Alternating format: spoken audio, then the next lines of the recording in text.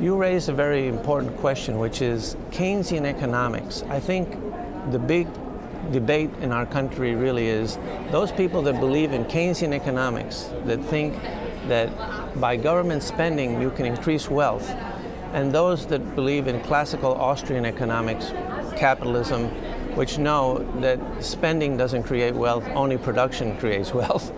So let's take a moment to educate our viewers and explain to them why, because would you agree that this is a basic economic conflict in our society, and really whoever's right about this is right about the policy.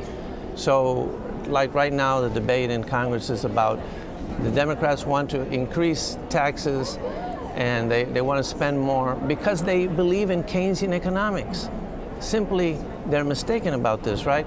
So why don't we take a moment to explain why it is that just by government spending, you don't increase wealth. And here's my first question on that issue. Where does the government get the money to do the spending?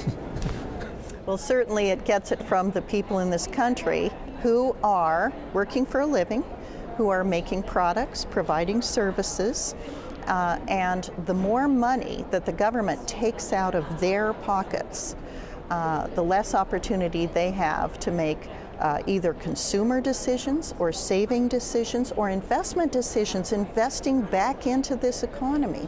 Let me give you an example. So before you go with the example, so every dollar that the government spends is a dollar that the private entrepreneur or ordinary citizen cannot spend the way he thinks it should be spent. That is exactly right. So go with your example. Okay.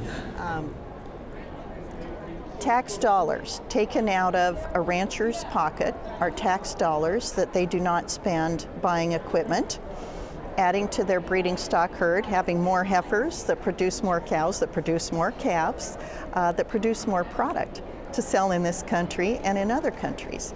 And that's true whether we're talking about cows or computers.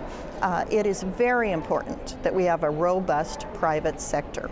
And what we're seeing too often is companies that take their businesses offshore because our regulatory burden, coupled with our tax burden, is too high, and they can produce the same product less expensively and re-import it into the United States. So our manufacturing jobs have dried up.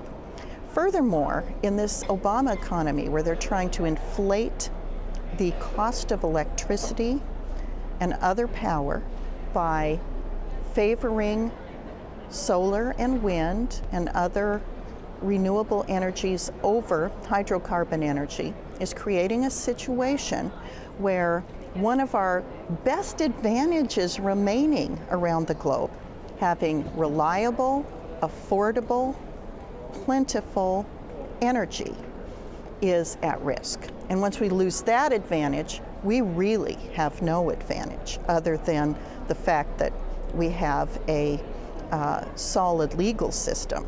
Well, there are other countries that are catching up to us in terms of the fairness of our legal system, and that alone is not going to be a factor that tips the scale in our favor. So we have to be much more competitive in this truly competitive global economy that we helped create. Excellent point, Congresswoman.